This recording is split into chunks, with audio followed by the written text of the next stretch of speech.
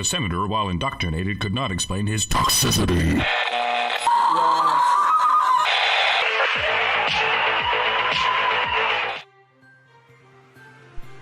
This is HBR News number 204, Consent Condoms, opposing a bill that makes sex with students a crime, and more, where we reflect on the stories of the week and give it the Badger treatment. Hello, everybody, and welcome to Honey Badger Radio. I am your host, Brian, and I'm joined by, as always, my esteemed co-panelists, Hannah, Mike, and Mike. We have a great show lined up for you guys today, so please be sure to continue the conversations both in the chat as well as the comment section. On this week's HBR News Show, we're going to be talking about the events of the week, which includes doxing senators on Wikipedia, teachers' unions opposing a bill that makes having sex with students illegal, the somewhat baffling Albert Wison rape case, and more. So stick around, it's going to be a good time. And be sure to join us afterwards for the patron-only after show. You've probably seen this article making the rounds on social media, but so it turns out Charlize Theron, the actress of South African descent, who I personally always used to confuse with Ashley We Can't Choose Judd, has stated she is very single and available and has been without a man for about 10 years now. So now it's time for men to step up. Anyway, if you'd like to participate in our after shows either as an audience member or a participant, please consider becoming a Badger yourself by going to feedthebadger.com and setting up a monthly subscription. So that is Feed the Badger, set up a monthly subscription. You'll be able to get into the after shows, watch the after shows, depending on the level that you donate at. And if you don't want to wake up one morning and find yourself unable to find our content because YouTube finally dropped the axe on our channels, go to badgerfeed.com. That's badgerfeed.com. So this Charlize Theron story we're going to talk about in the after show. So what we're going to do now is we're going to go into the first story. You're going to love this. We're going to be we're going to be talking about consent condoms. That's right. Mike. No, that's not the name of an indie band. Although I'm that's mine now. I'm keeping it. Yeah, you definitely try to patent it if you can. So Mike J, if you could tell us all about the consent condom. Well, I'll try. Argentine-based sex toy company Tulipan has created what they are calling the world's first consent condom. The condom comes encased in a package that requires 2 participants and 2 pairs of hands to open by pressing special contacts built into the package. Joaquim Campins of the ad agency BBDO, the company responsible for this marketing idea, states, quote, "Tulipan has always spoken of safe pleasure, but for this campaign, we understood that we had to talk about the most important thing in every sexual relationship. Pleasure is only possible if you both give your consent." The idea for the condom came after a study found that as many as 20% of Argentinian men never use condoms. So far, the company has been distributing the condom for free as promotional items at bars and special events, but plans to sell the condoms are already in the works. Now, you'll all have noticed the obvious problem. Oh, yes. That rapists don't tend to use condoms. Well, I love this bit. 20% of Argentinian men never use condoms. The idea came after that study. So, okay, there's always that complaint, right, that men don't go to the doctor. Okay, so let's put the doctor's office at the top of Mount Everest. That'll make them want to go. Yeah. They already don't use condoms. But Mike, you were finishing another point, I think. Well, I do have another point. I mean, part of the problem of the condom is not just the pleasure that it takes away from the whole experience, but having to fucking open it up. Because those things aren't easy to open up. It's all fiddly and shit, and then you're gonna unroll it, and it kind of takes you out of the mood. You know what I mean? And now this is just even fucking worse. Indiana Jones-like puzzle box. Yeah. I guess you're boned if you only have one hand. Oh, there's a lot of layers to that. What you just said. Yeah. Also, this is a pretty ableist product. If you're an amputee, are you also still allowed to have sex? Guess not. I guess not. That's good. And by the way, Mike, I just had this image in my head of a rapist that always practices safe rape, that insists on using this condom by holding a knife to a woman's throat and having her help him open it. It's a weird image. I don't think this is likely to happen. Or better yet, and he leaves the condom behind. get one of your calling card. Get one of your buddies before the rape to help you open the damn thing.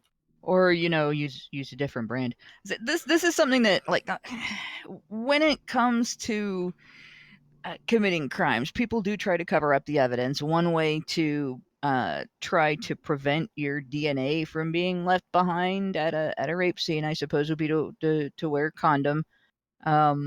And there have been instances that I know of where a rapist did that, used a condom to try to keep their DNA to themselves. What people don't realize is, you also leave behind skin and hair and especially if, the victim fights back, they're going to get DNA under their fingernails. But it's not beyond the realm of possibility for a rapist to try to use a condom.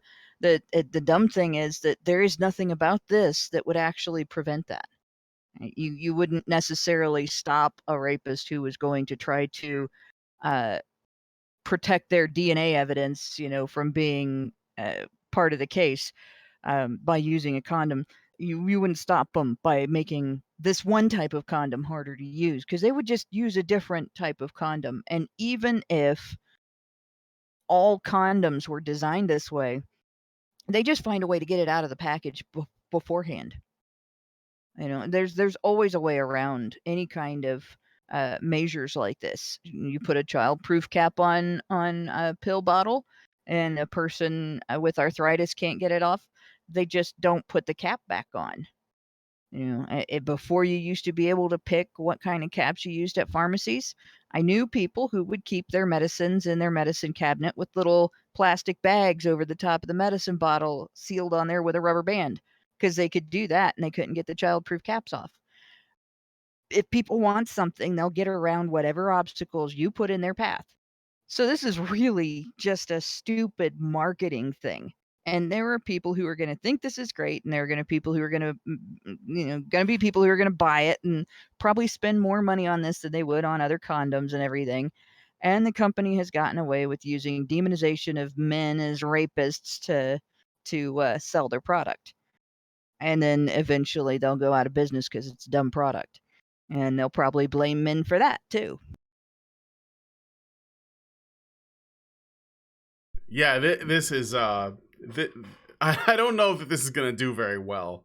It's just like we said, if most men don't use condoms already, you ever wonder why they don't use condoms? Like, I don't see how this is gonna address that at all. And go on. I don't know what the situation is in Argentina. If the women that I don't know how rich they are, it's South America. I don't know if the women there have quite as many options as the women in the West do, in our countries. They're like multiple free options they get for contraception. Mm-hmm. And so if a woman really wants some kind of contraception that she can be sure that will work, she already has many options. So all this does is provide a condom that a man can't put on without a woman's consent. Mm-hmm. It just limits men's options even more. Yeah, pretty much. This basically is. It doesn't stop women raping men. It actually makes it easier. Yeah. If you replaced all condoms with these. Now, if a guy buys one of these and his gal says, nope, we're not using that, and they have sex anyway and she gets pregnant, are feminists going to make the same argument? You had sex, therefore you're at fault for the baby? That they would have made, you should have worn a condom. Now he has these. Well, she wouldn't let me. She wouldn't help me open it. Yeah, except that the men will be the ones that'll have to take responsibility, even if it literally takes two people with 2 limbs each and opposable thumbs to actually open it. Men will be the ones that'll have to take the responsibilities.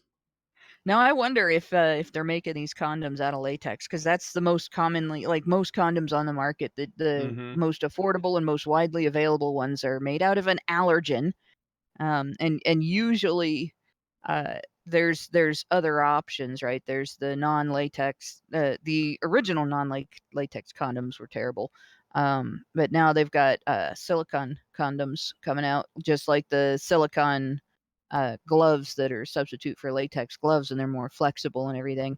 But when you start a company and you're making a product that's already on the market, and you're making your particular version, you usually start out with the most widely available type. If they're only doing the latex type, that's also going to limit their market, because there's more and more people that are becoming allergic to that. Mm-hmm. I expect this to fail. Oh yeah. And then, like I said, that's gonna when it fails, they're gonna be like, well, men didn't support this because they're rapists. Mm-hmm. And because it's the only form of that they have. So why would they take on a new kind of the old thing they had, but one that doesn't work as well? Yeah. Plus, I don't see how this what appears to be kind of like a hard, like a cardstock packaging is actually going to stop people from opening. I mean, give me 3 minutes and a box cutter, and I'm pretty sure I can get in there. I don't even think. I think it's to appeal to, like, some couples would go, "Oh, isn't this silly? Isn't this stupid? Oh, let's try it out once just to be funny. It's like a parlor game, isn't it? Look, and then they'll get in. That might like get them into the idea of wearing condoms if they didn't before. But I don't see it happening. If it's only 20% of men, isn't that much, to be honest? I think it was something like 13% of men always, 60% sometimes, and then 20 was never. And they say 20% of Argentinian men never use condoms. They haven't mentioned if that's because 20% of Argentinian men have partners who like who they're already married have a method or something that doesn't require a condom. Yeah. Like It might be married men having sex with a wife on the pill or with an IUD or whatever. They might not be worried about STD prevention. No. That's the biggest reason to use a condom is it's the only birth control on the market that has any STD prevention benefit to it. Even other barrier methods really don't. Mm-hmm. And even condoms are limited in that. Like you can use you can use any condom on the market and still get herpes, HPV, anything that's basically on your skin, and because women are messy during sex, and there's no way to get around that. So you're basically preventing things like AIDS, anything that's going to be and it's more like you're preventing things from being transmitted from the man to the woman, and then you're preventing things that actually have to be transferred to the bloodstream rather than just onto the skin. And so, but yeah, that's your main reason for using condoms is to reduce your chances of getting an STD. And Nigel, that's why I used them. No, Nigel, I did not say IED. Do not use explosives for birth control. They would work, but then you could only have sex once. I got some super chats to read. It was one. Oh, no. I was gonna say one last thing. 20%. That 20% does not apply to men that just want to have sex with, like, maybe the same partner, or they're the pull-out king, or they're okay with the risks, or they're married, or they're trying to conceive. It's because those 20% are rapists. That's why. And when they have sex with a woman and she says, "Don't use a condom, I'm on the pill," and he says, "Okay," She's being raped. She just doesn't know it. And that's why this condom has to exist. Obviously, that's the logic. Like 20% of American men never use condoms either. They're called blacks and Hispanics. Zeranx gives us $5 and says, consent condoms. So horizontal rumba will happen even if he denies consent to wearing a Jimmy hat. Did a woman come up with this? Smiley face. It's called the horizontal hula. That because there's an alliteration. I've never heard of horizontal rumba. Maybe the rumble in the rumba in the tumba. I don't know. But you could also call it other things like harpooning the salty longshoreman, jumping the turnstile, dividing the triangle. You know, the parking the beef bus Bob, like the song. Parking the beef bus in Tuna Town. Like there's lots of other ways you could you could describe it. Whittling the love branch, zigzagging, twirling the dum dum. Okay, so anyway, whatever. If you guys have any other ones, making the beast with two backs. They Call Me Mags gives us $5 and says, so will this condom's usage provide irrefutable proof that rape/sexual assault did not take place? Hello? No! Anyone? No. Does anything ever? It's getting to the point, I swear, it's getting to the point where you could have video from the moment she came into your house or apartment or whatever, all the way to the end of the encounter that conclusively showed she was the aggressor the entire time, and a woman could still get away with crying rape. Because at the moment of ejaculation, she changed her mind. Yep. There's the power differential. He was part of the patriarchy. And then lastly, one last super chat. Zeranx gives us another $5. Thank you. And says that it requires four hands to open is proof it's a multi-pack and intended for group events. Opening probably starts off like a game of Twister. Actually, so yeah, if you're in a they probably will make a foreplay joke. If because this is another language, so if the language thing works out, that'd be a good way to market it with a foreplay joke. If you happen to be in a threesome, by the way, you could probably get the two other partners to open it for you. So I don't know. Maybe it's dumb. So here we are. I wanted to put something fun out there because the next story is a lot darker, and I thought I would soften the blow with something a little bit silly and hilarious. So let us know what your thoughts are on this condom story. And we're gonna move on to the next story. So when talking about sex, the term "softening the blow" takes on a whole other connotation. Which, by the way, that's also a fun way to put on a condom. If you're softening the blow, then you're doing it wrong. Okay, so moving on. The next story is going to be about a rape case. So Albert Wison, a former student at the University of Kansas, was sentenced to 12 years in prison last Wednesday for rape by force or fear. Douglas County District Court Judge Sally Pokorny, I'm just going to say that, I'm not sure if I'm saying it right, said that the sentence will be followed by lifetime post-release supervision and he must register as a sexual offender. Wilson had no prior criminal history, and according to Lawrence Journal World, which is the news site that we got this from, his sentence is the lowest end of what is called for by Kansas sentencing guidelines for rape. So the 12 years is the lowest that they have for that. Wilson met his accuser at a bar near campus in September 2016. At the time, he was 20, and he used a friend's ID to get in. His accuser, a 17-year-old, was not carded at all. So she was underage. She got in. She wasn't carded. The two men in line. Can you imagine? Just picture and imagine my shock. Yes. Just try. Yeah. If you can conceive of it. What was I saying? Oh, yeah. His accuser, 17, was not carded at all. The two met in line to a crowded dance floor called the Boom Boom Room.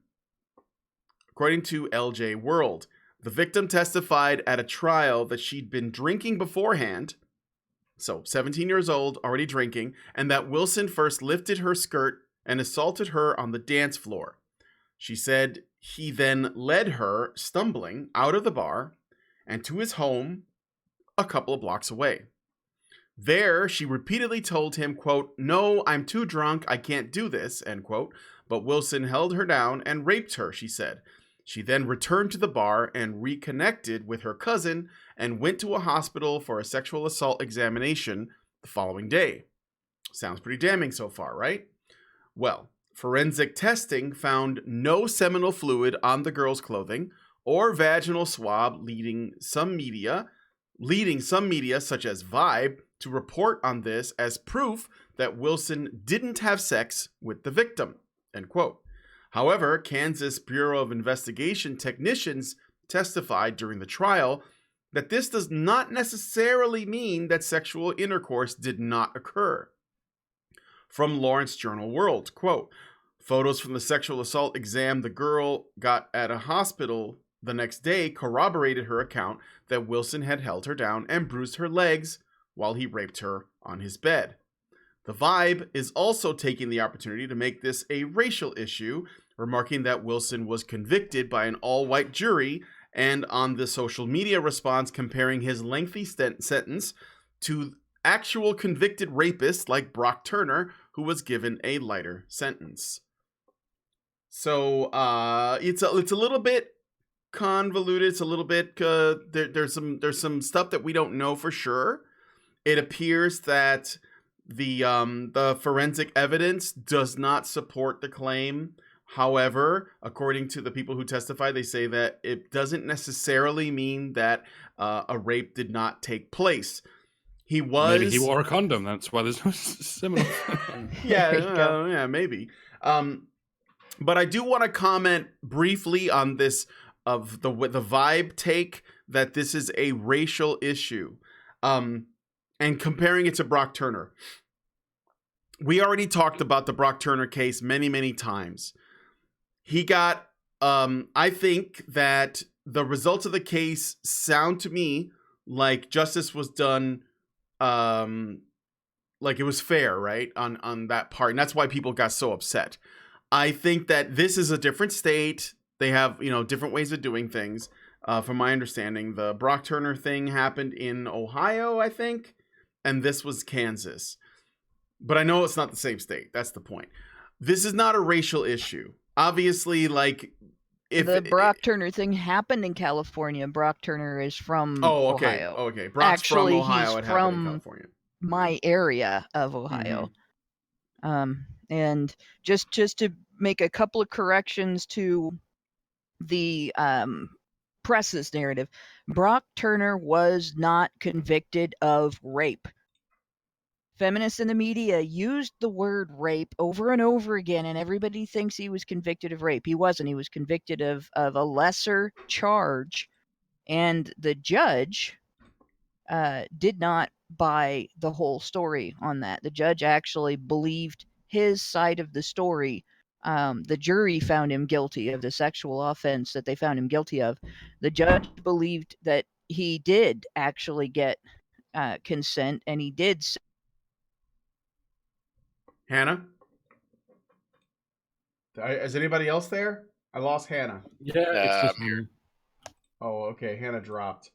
She's making a point. Hello? You're breaking up, Can Hannah. you hear me? Yeah, we can hear you. Can you hear me? Okay. Yeah. I think it's trying to video connect me. I don't know why. But it's pulling that crap on me. Anyway, no, Turner was convicted of a lesser sexual assault. The judge believed his story that he got consent from his partner before she passed out, and that he did not realize that she had passed out in the middle of the sex act. And I do too, actually, because where they were, she had to walk back there with him. As drunk as he was, he would have been very noticeable carrying a passed out chick off from the party that they were at.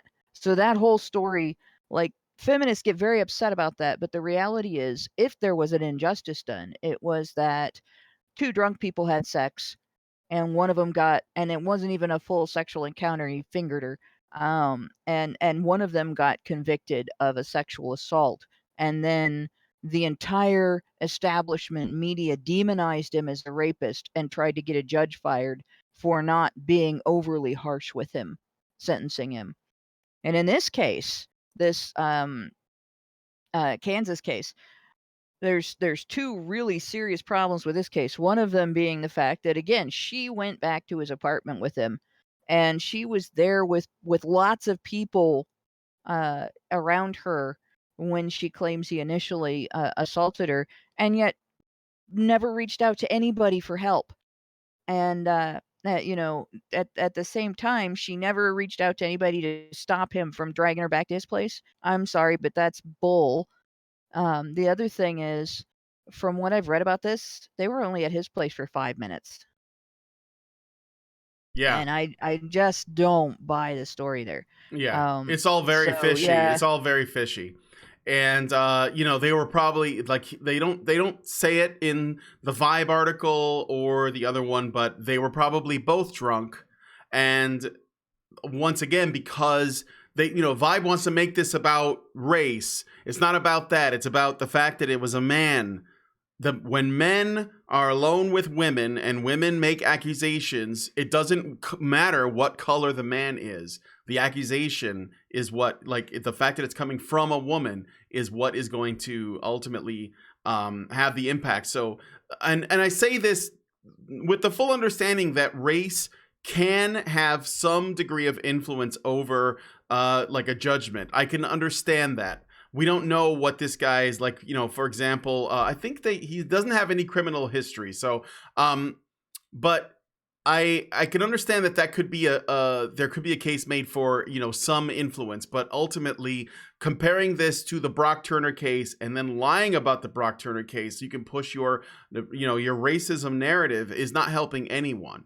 And so this is why I think there should be, if people talk about these cases or any cases involving, you know, male victims of rape or ways in which men are victimized, mostly because they're men, and people who talk about it want to, or they try to twist it to make it about race, if you can, push back on that. And the reason why I say that is because a lot of the people that are involved in the race hustling don't actually care about the men that they're using as tools.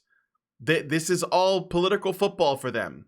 So they know that they can't get people to sympathize because they're men, so they make it about them being of whatever marginalized group, whether they're trans or they're gay or they're black or whatever.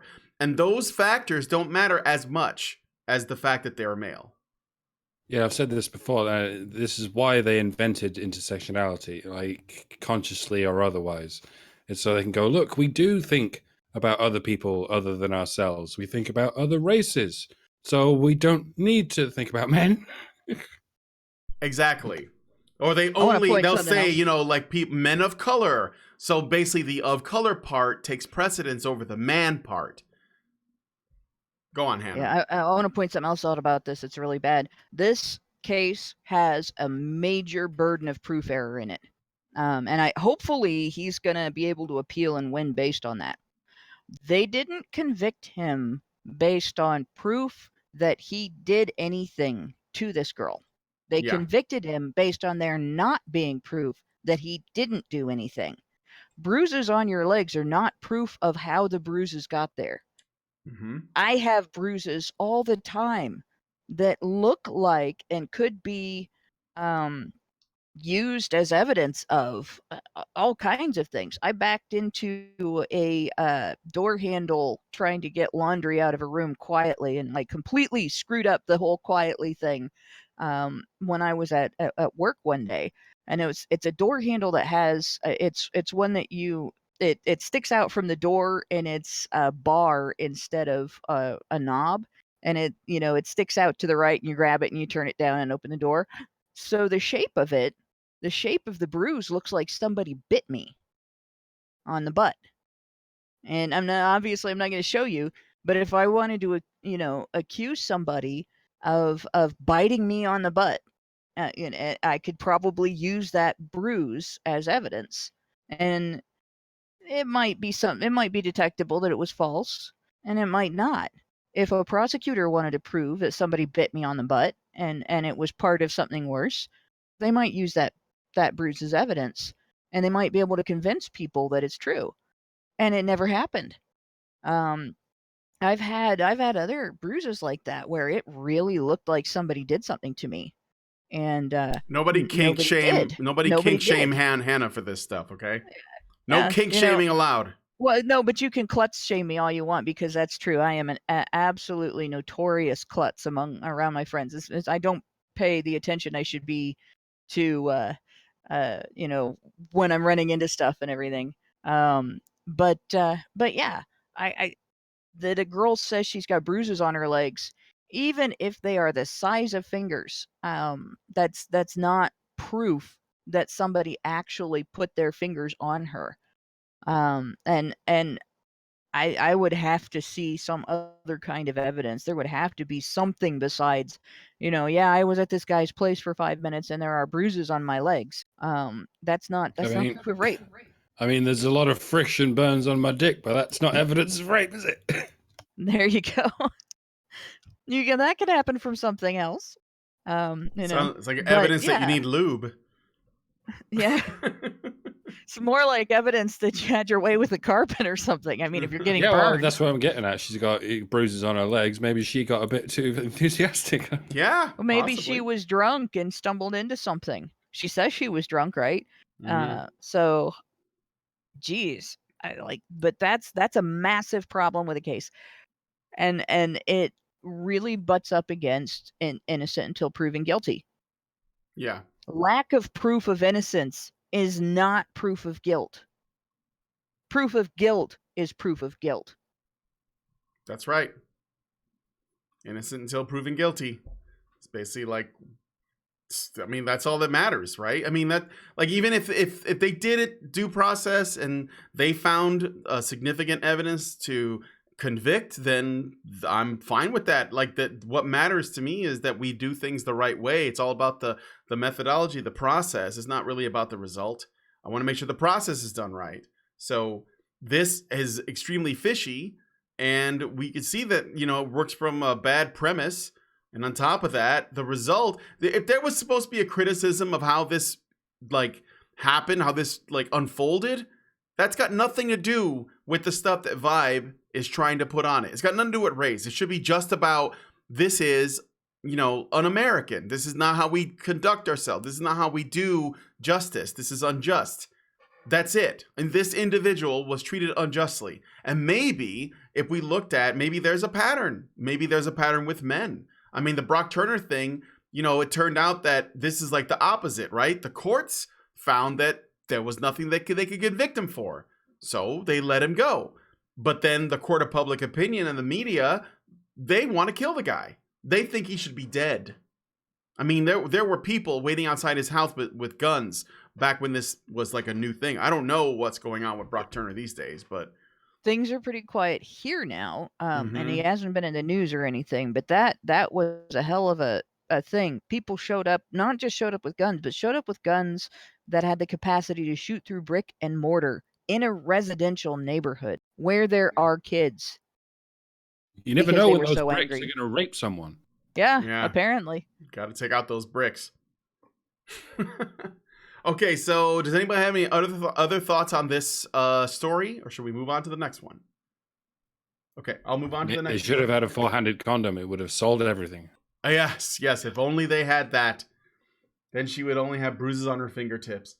Okay, moving on to the next story. So, teachers' unions oppose bill that would make sex with students a crime. In Rhode Island. Wait, what? Yes. Yep. On April 2nd, HB 5817 in the Rhode Island legislature had a hearing. This bill, if passed, would make it a crime for a teacher to have sex with a student, even if the student is 16 or older. 16 is the age of consent in Rhode Island, in case you want to know.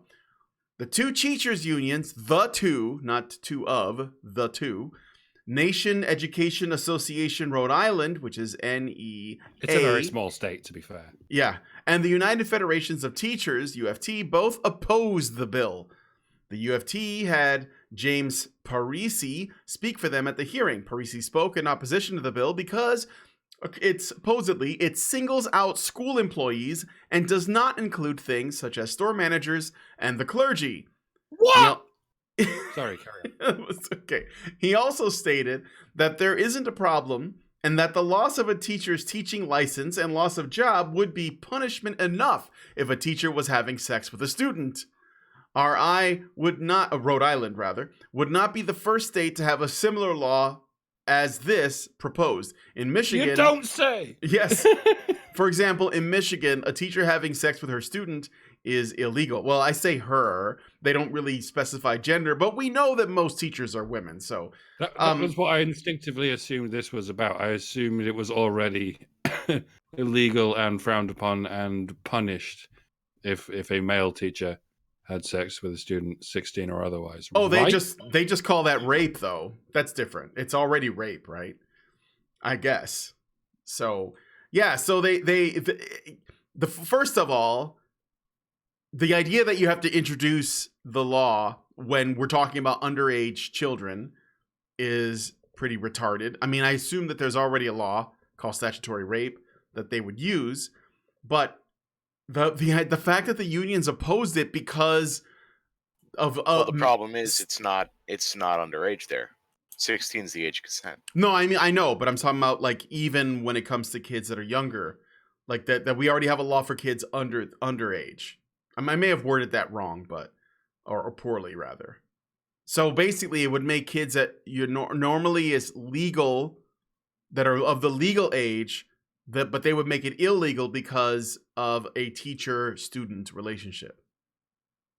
Right. If you think about this in the workplace, okay, where there's a power differential, management generally knows that fraternizing with employees is a pretty dangerous prospect because of sexual harassment laws.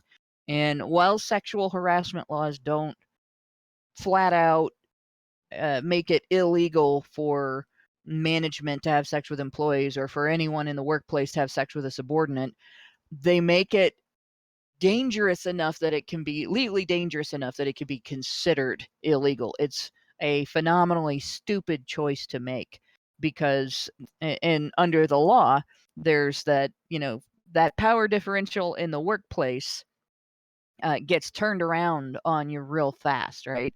So that's how store managers and even the clergy can be really hit by other laws.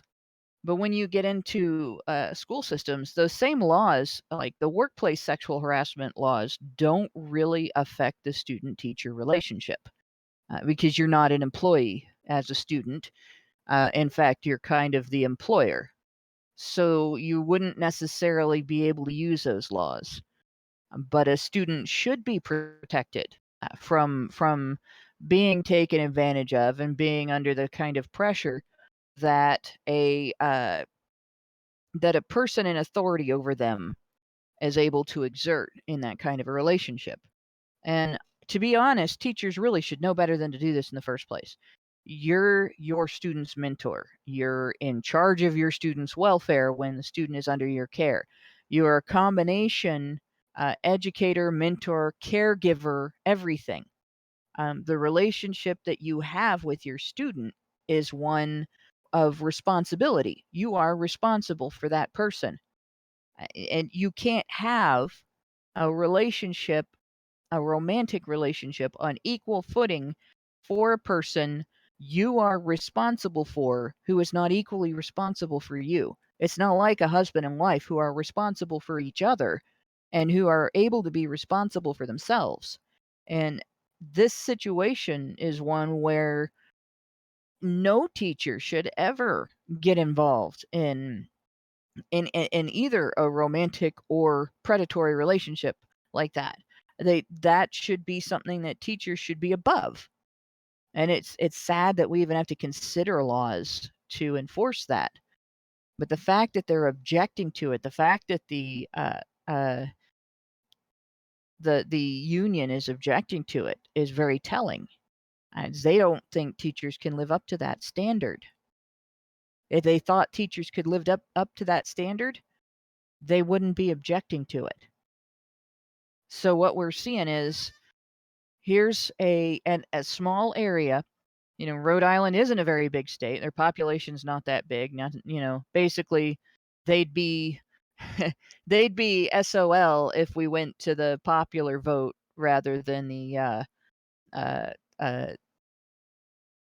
electoral college that we use now. But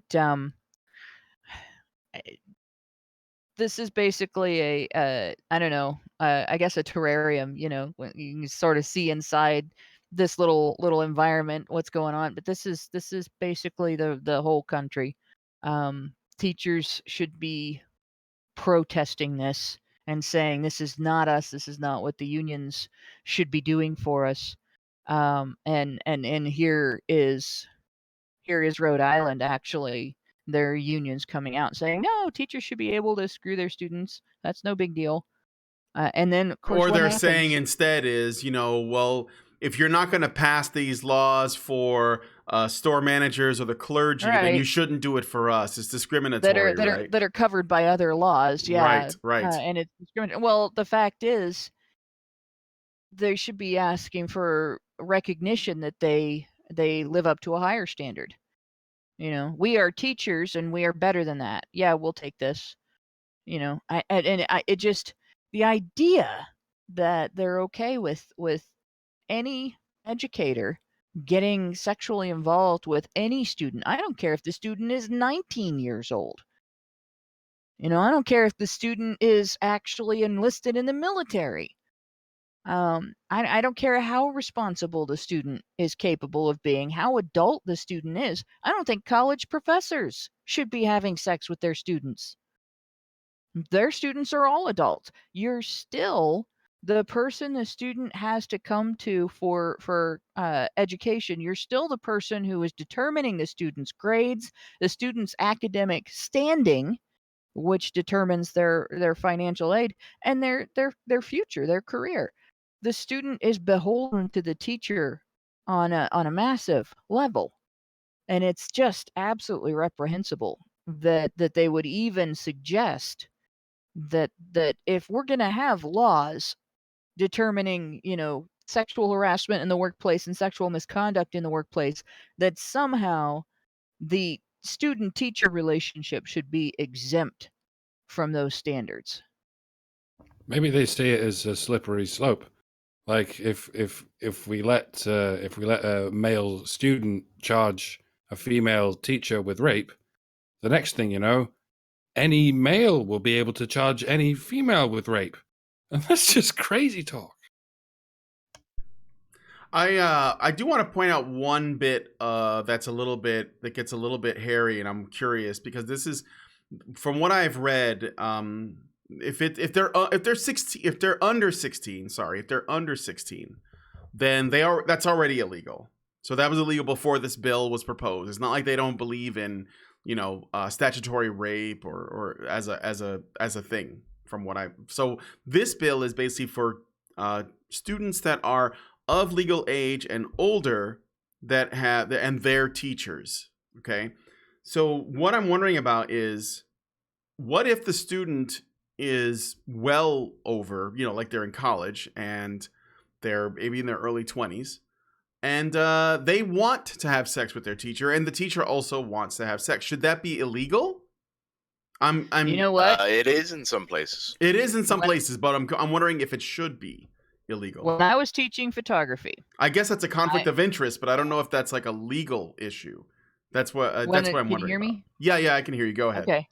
When I was teaching photography, I was an adjunct professor. When I was teaching photography, I had students that were older than me, and I still wouldn't have crossed that line if I had been single and stuff.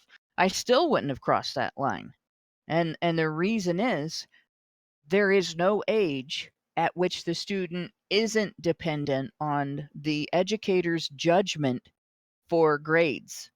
There is no age at which the educator doesn't have that level of power over the student's academic progression. So the educator is still in charge of the student, and the educator still determines the student's outcome in that classroom, and that is an integral part of their overall academic outcome. It would not be okay. You'd end up, it would be discrimination not just against your student, but against the entire class, because you would either play favorites during the relationship or damage the student's progress when the relationship ended. And the student will have to deal with you being there after the relationship ended. And it inevitably does in most cases. There aren't very many stories of students who end up marrying their teachers. There are some, but in any case, yeah, no, it's just if you're interested in somebody, even in a situation like that, at the very least, wait until you're not in the classroom. Wait until they're not taking your class. Wait until you're not an educator in charge of their academic progress. Yeah, I And agree with that then in consider it. principle. I agree with all that stuff. I'm just curious about the legal part of it. Like, if they're under you in your class, I think that there should be definitely repercussions on some level. Like, that should not be encouraged or allowed. Oh yeah. It should carry the same connotations as a manager in the workplace that gets involved with a subordinate, because in reality, your students are your subordinates. Yeah, definitely. So I don't know. I guess it's just a matter of, like, I know that at first blush, this is a bit of a shocking story, but it's the motivations for the teachers unions to oppose it are difficult to presume the worst of. So I'm trying to be, like, I guess, somewhat charitable. And I think that it's an issue of consent, and also it's an issue of, like, say, when they say students and instructors, do they does that include students that are not actually in the classes of that instructor? So if that person doesn't take any classes with that instructor, but they met somewhere, or what if there's a student, like a teacher's aides, which does that count as well, even if they themselves might be advanced students that are, like, taking classes, like like they're going for their masters or their doctorates or something, but they're also doing, like, this on the side, and they have students in their class, and they're both, like, close to the same age. Like, I don't know. Like, I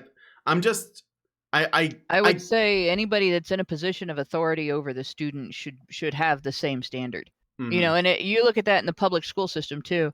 Anybody that has disciplinary authority over the student, that they should be held to the same standard as the teachers are in terms of their behavior toward the students.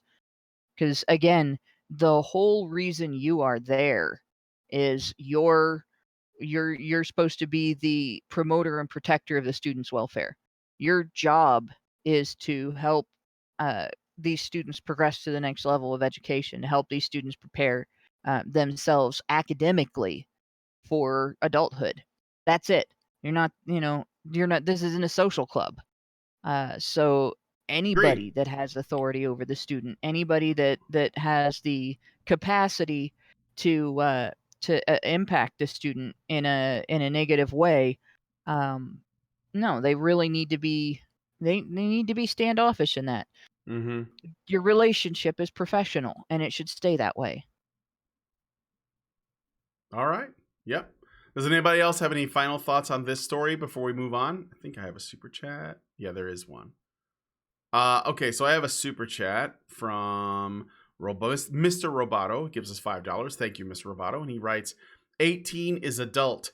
Time for another sexual revolution for Canada. Someone like Karen can lead. Who would lead the American version? Oh, this reminds me. People are starting to talk about, well, in response to people talking about other people talking about lowering the voting age, some other people are talking about raising the age of adulthood to mid-20s because there are some brain developments that aren't complete until your mid-20s. And I have to wonder, given that historically, until recent centuries, 12-year-olds were considered adults. And I'm not saying that's right either, but maybe there's more than just fixed biology going on here. Maybe the reason young people's brains aren't developing as it's because they're being treated like children.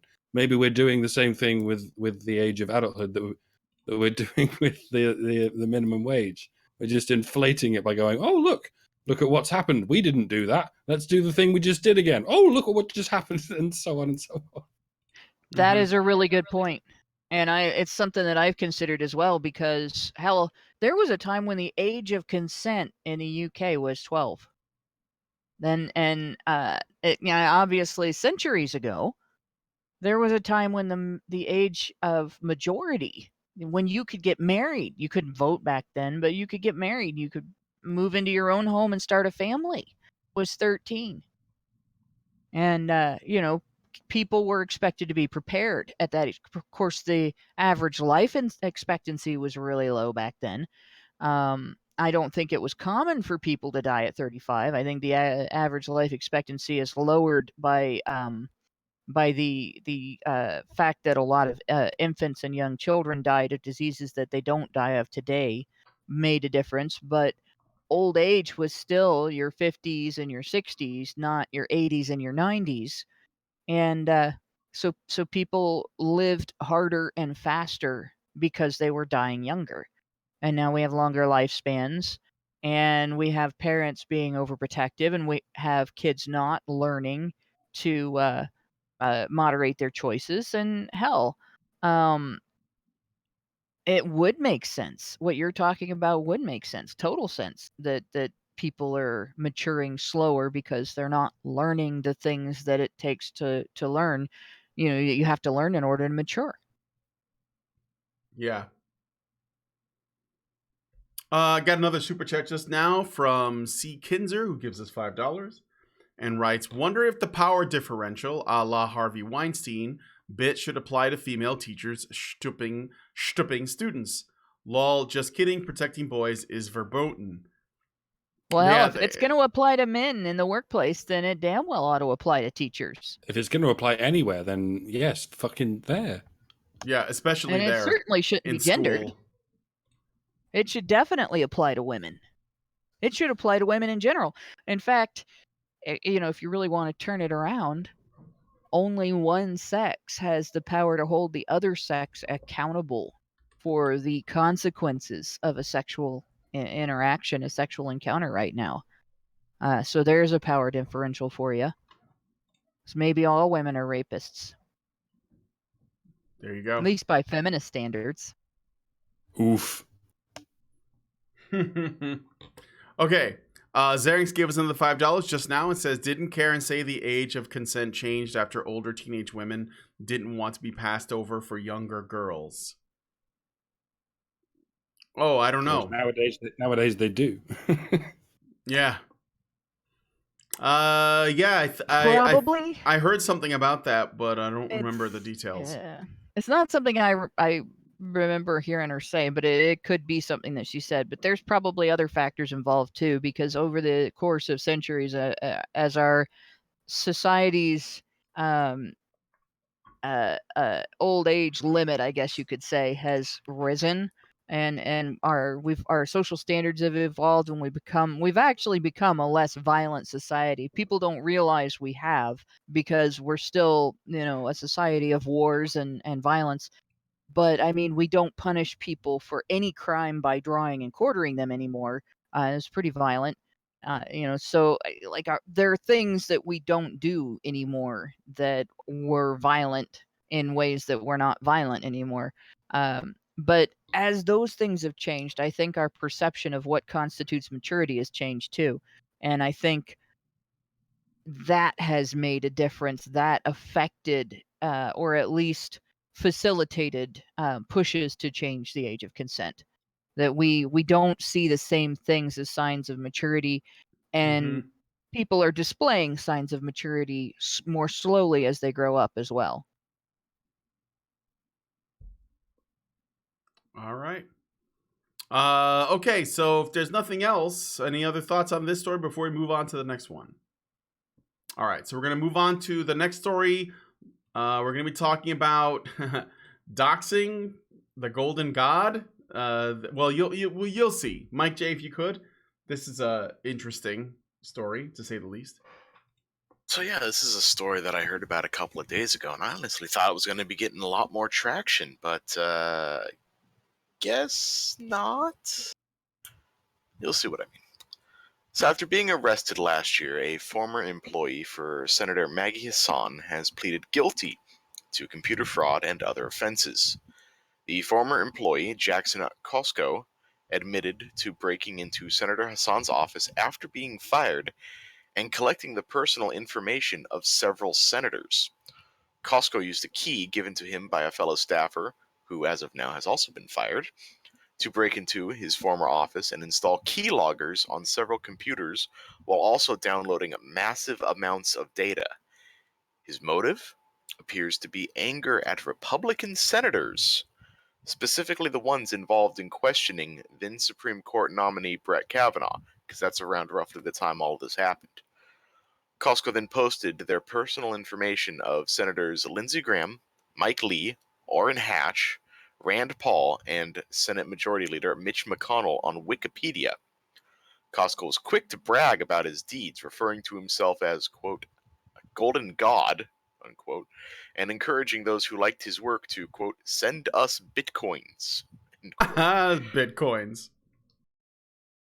When spotted by a witness who noticed him in Hassan's office the following day, Costco sent them a threatening email stating, quote, I own everything, end quote, and, quote, if you tell anyone, I will leak it all, end quote. Costco claimed he could release private emails, health data, encrypted messages, and even the social security numbers of the senator's children. Fortunately, Costco was arrested shortly after and charged with computer fraud, witness tampering, obstruction of justice, and making restricted personal information public. If convicted, he could serve anywhere between 30 and 57 months in prison. Holy shit. That's insane. And no one's talking about it. That's pretty big, isn't it? That revelation. Yeah, it's a hell of a story. This guy got close enough to get that information and look at the level of threat he was. The social security numbers of the senator's children. Can you imagine how how this could have turned out? He could have blackmailed somebody into just about anything with information like that if he if he had the right things. And somebody was afraid to go to law enforcement instead of cooperating with him. That's terrifying. That somebody could actually get into the government's computer systems and actually get that level of information and try to use it against the civil servants in our government and try to manipulate them against their public, basically. And he's not the only one. Oh crap, I can't remember which. There was a Democrat female senator had her driver was a Chinese spy. Oh yeah. He got a bunch of information. There was a thing that went on with Anthony Weiner's computer that there's still stuff going on with that, because what he was caught doing, that was bad, but it was small potatoes compared to what they found on his computer, and that's still under investigation.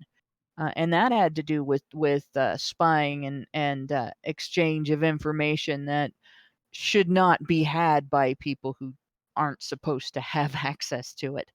And the thing with Hillary Clinton's server as well. I kind of have some suspicions myself on why that actually happened. I don't think it was innocent. It wasn't a, innocent little old lady has security errors in her internet use. I don't think Hillary Clinton's that innocent. She's much more savvy than she lets on. Yep, Senator Feinstein, Miles. Yes, I think that's correct. But yeah, I mean, who was Hillary giving access and to what using that server? Because I don't believe for a second that was innocent. And now we have, how did he get that kind of access? I think he was a staffer. Well, you're talking about not talking about this story, right? Costco, yeah. How did Costco get that? I keep thinking of the store, but how did Costco get that kind of access? You know, how did he get through worked security? there. He worked there before. I guess Yeah, they didn't get the memo that he was fired. He Yeah. used a key from He should someone not else. have been there. Well, I think he should not was. have been there. I think he was their IT guy. That's why he was on their staff. That's why he like understood computers enough. Probably And why this he uses is the second bitcoins. IT scandal too. There was another IT scandal like this. So we're in a situation here where our federal government is really failing at information security on a level that no corporation would be doing this. No corporation would get away with. They'd be screwed. Their shit would be stolen and sold, and they would be bankrupt. Like, I cannot. What did the previous administration do? Decide they were going to make the United States the information clearinghouse? And obviously, this administration hasn't caught up. Yep. Yeah, it's crazy. And this is what happens, like what one of the things that can happen, because he was angry about the Brett Kavanaugh situation. And this was his response. I mean, this is why is nobody talking about this except for The Verge, I guess, with their one article. But this isn't really making the rounds. I guess more accurately, why aren't more people in alternative media talking about this? Because this is kind of big. This is a big deal. Yeah, it's very big. I mean, this is because they get their news from us. Oh yeah, I know the truth. I have a TV. Yeah. Anyway, that's true. I think they do get some of their news from us. Does anybody else have any other thoughts on this story before we move on to the next one? This is pretty big though, so leave us your comments about this.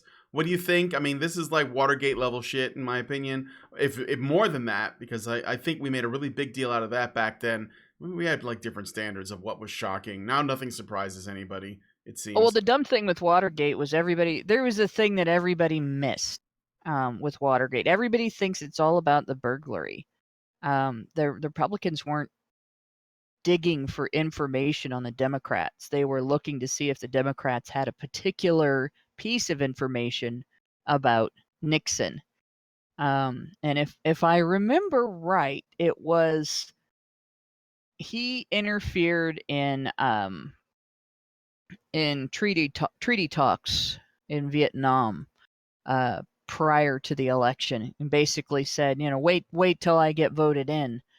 And there was some evidence of that, and he had sent people to look and see if that evidence actually was in the possession of Democrats. I think he thought LBJ had it, and that didn't come out till years later. Like all the controversy was over the burglary itself and the idea that it was just opposition research, but it actually was Nixon trying to cover his own ass for something that was worse than everything everybody got upset about with respect to the Watergate controversy itself.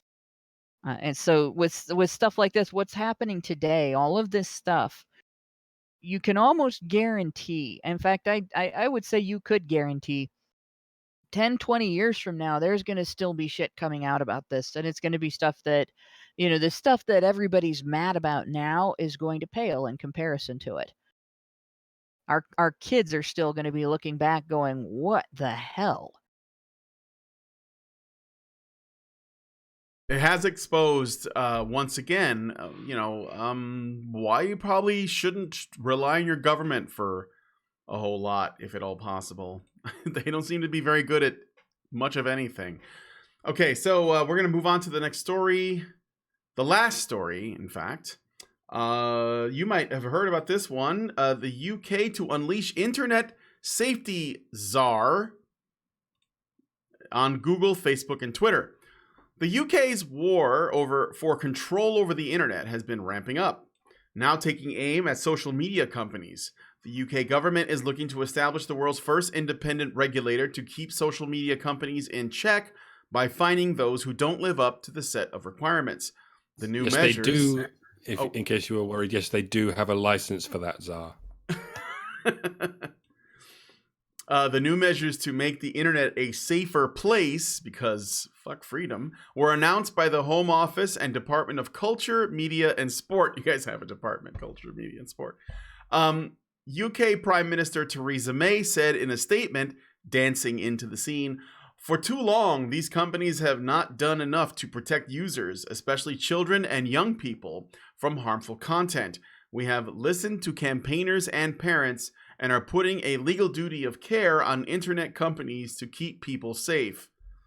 The regulator will attempt to force social media companies to tackle the following: incitement of violence and the spread of violent, including terrorist, content, encouragement of self-harm or suicide," so no KYS memes, people, if you're in the UK.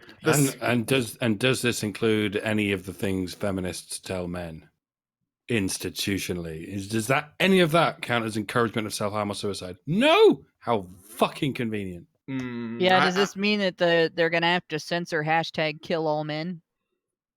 They're probably not going to. They're probably also not going to censor Allahu Akbar, even though that also sometimes results in suicide. The spread of disinformation and fake news, whatever that means. Cyberbullying, okay. So there's that. Children's access to inappropriate material. Child exploitation and abuse content. Because none of that is vague or anything. No, not at all. The era of self-regulation for online communities is over. Voluntary actions from industry to tackle online harms have not been applied consistently or gone far enough, Digital Secretary Jeremy Wright said in a statement.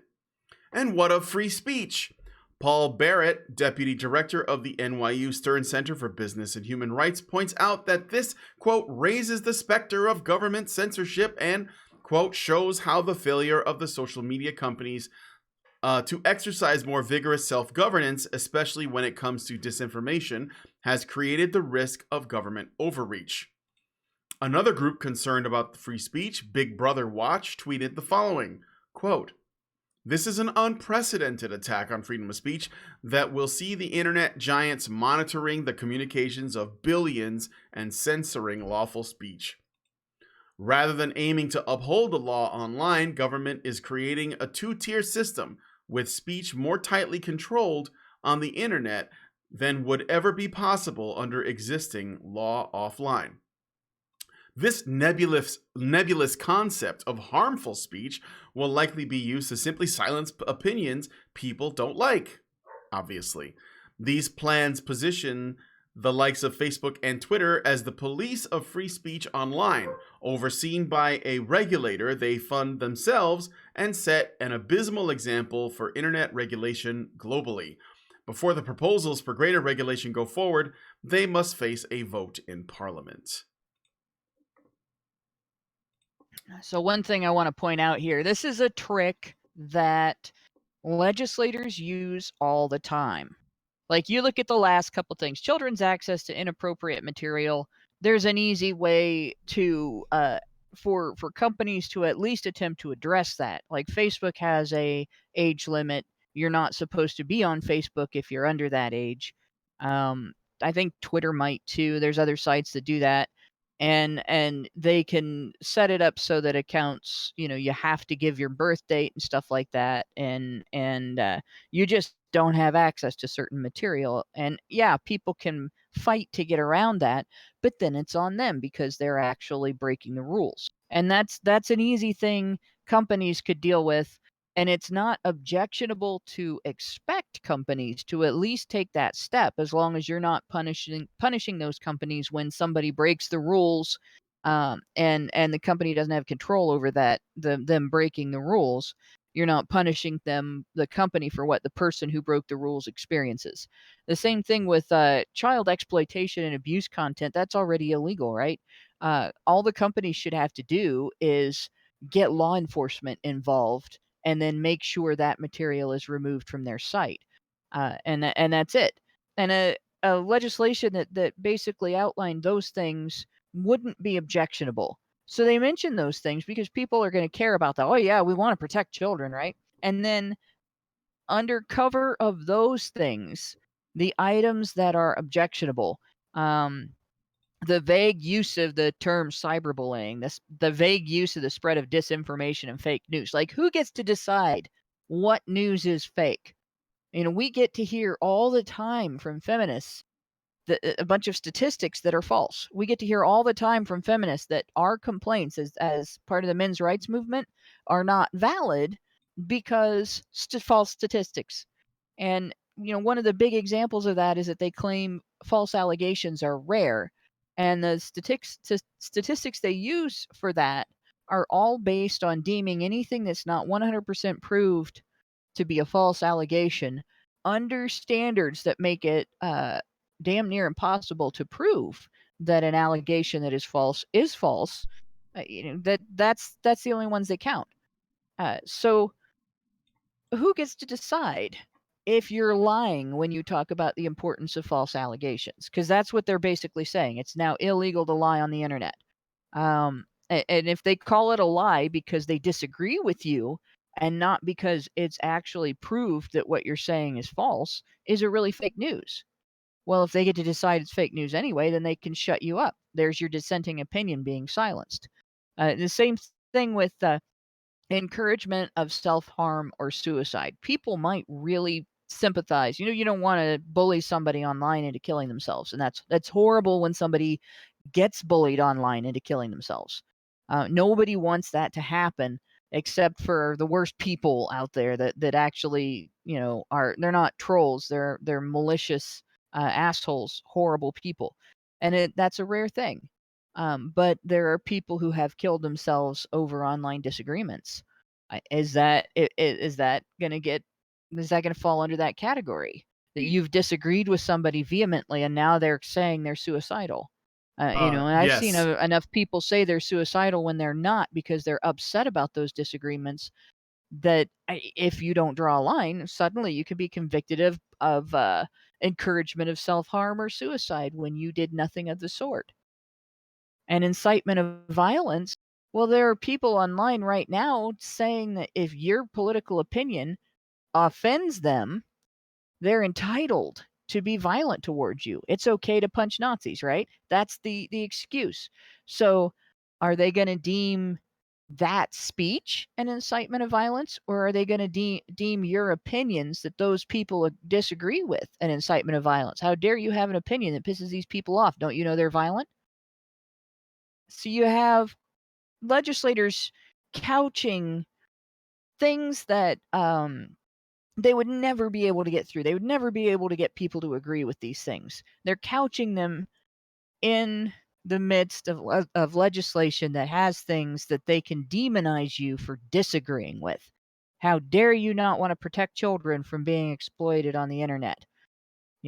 Just because you want your freedom to cyberbully people doesn't mean that we're not going to protect these children from being exploited on the internet. And that's how this is going to go.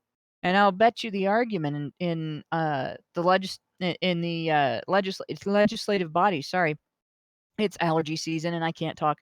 But yeah, the argument in the legislative body is going to go this way, and it's going to be hard as hell to stop this from passing.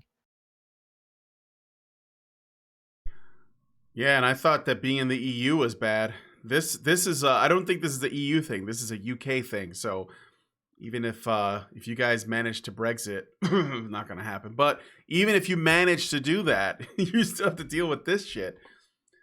So yeah, Hannah, you ranted everything that I was going to mention. Talk about these really vague fucking rules. Does anyone else have any comments on this story? No? Okay. Well, we got slammed with like 3 super chats all at once. So I'm going to go ahead and go through those really quick. And Capistan gives us $5 and says, as usual, when people blame big corporations for censorship, it allows states to get off scot-free when they force their censorship on them. Okay, thank you for that. I just don't like censorship no matter where it comes from, personally, but Mr. Roboto gives us $5 and says, since college seems to make the rules for society, perhaps, I think means perhaps, Hannah, it's time to return to teaching bringing men's rights and actual equality to the forefront. So I'm basically asking you to return to teaching so you can bring men's rights and equal equality to the forefront. Guaranteed. Most universities out there would not hire me to teach anything about men's rights. Of course not. The class that I was teaching was one that was it was kind of on the forefront of it was called IT photography. It was IT 121 beginning photography. And it was actually a combination of different aspects of photography for business students who were going to be using their photography as part of their job later after they graduated. And I was suited to that simply because I had been sort of doing what I was teaching for about 25 years before I started teaching it.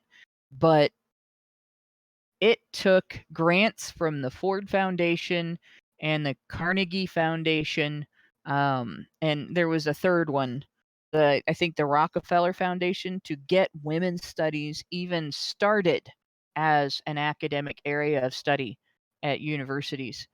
And I don't think that we are going to have the same.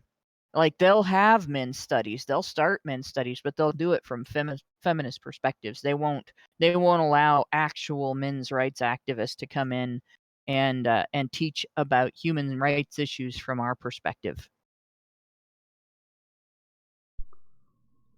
All right, another super chat from Cyberzerk, who gives us 50 kronas and says, banning cyberbullying is discrimination against people who identify as Cyberzerk. By the way, you missed a super chat from earlier from Meredith Glassberg, who gave us $5. I didn't see that. Here is a strange concept in parenting: don't give your kids smartphones don't give your kids smartphones and limit their internet access, and we won't need internet regulations. Yeah, well, in the 90s, in the dial-up generation, there's exactly that. It wasn't a problem. And when children had to log into a sort of chuggy old console of a computer and then figure out how to navigate the internet with no search engine. Nevertheless, they already understood it better than their grandparents did. Unfortunately, it didn't take long before technology got so good that children understand it better than their parents do. And they do. Children are scarily good at getting to grips with computers, especially when they're user-friendly like touchscreens are. That's when parents had to go running to the government because they're like, oh shit, our kids are better at this than we are. They're going to find the porn before we do. Part of the difference there, too, was that they didn't have private access. Back in the day, computers were not, like, you didn't have every kid have a computer in their room. Most families that had computers, the computer was in a den or a home office or the living room. So everybody could see what you were doing. Whereas today, kids will have their own private computers or they're just on their phones. Like my nephew is. He's got a phone, so he's always on that. And God knows where he's been. I'm fairly certain he's checked out porn, though, because he's 12, and that's probably what you do. So, okay. So next super chat is thanks for pointing out the one I missed. Sorry about that, Meredith Glassberg. Next is French Honey Badger, who just gave us $5 and says, hugs Brian for mentioning that the UK is still going to hurt whether it is inside or outside of the EU. Although I think it's better outside than inside. We've got 2 layers of completely fucking incompetent politicians. We're just trying to shed the first one. Then we can work on shedding the second one. Yes. Exactly. Okay, so does anyone else have any thoughts on the internet czar for internet safety? The czar for internet safety. All I can say is dude is gonna have his work cut out for him. Get a VPN. That's what I say. You're gonna need them because memes are coming and you're gonna need them. I mean, if you're in the EU, you want a VPN anyways. So try to do that. Yeah, at some point they're going to make them illegal, and then you're going to go, I never got to experience the wild west of the internet before they made it illegal. It's just like the same shit that happened with torrents. We haven't been able to use torrents in Britain since 2010, I think. What? I used a torrent the other day to upload my own files as a backup in case I needed them for later, and not at all to download movies that I didn't pay for. Okay, so we're gonna go into the after show. We're gonna be looking at this article. We're gonna look at two articles actually, because I think we're gonna get through this one pretty fast. Charlize Theron wants somebody to grow a pair and step up and date her already. So if you thought, if you're just like some guy who's been tweeting at Charlize Theron in the hopes that you would get her attention, now's your chance, guys. Now's your chance. She's hit the wall, but she's doing okay. So, you can probably be where I assume some guys have been before, and have a good time. And I want to contrast that against this other story, which I thought would be really interesting. This is from Lad Bible, so they're not exactly cutting edge journalism, but they are more reliable than most mainstream journalists. Single bodybuilder sparks outrage with his controversial Tinder bio. You gotta see this. You gotta come to the after show for this guy. He's a bodybuilder. Here's a picture.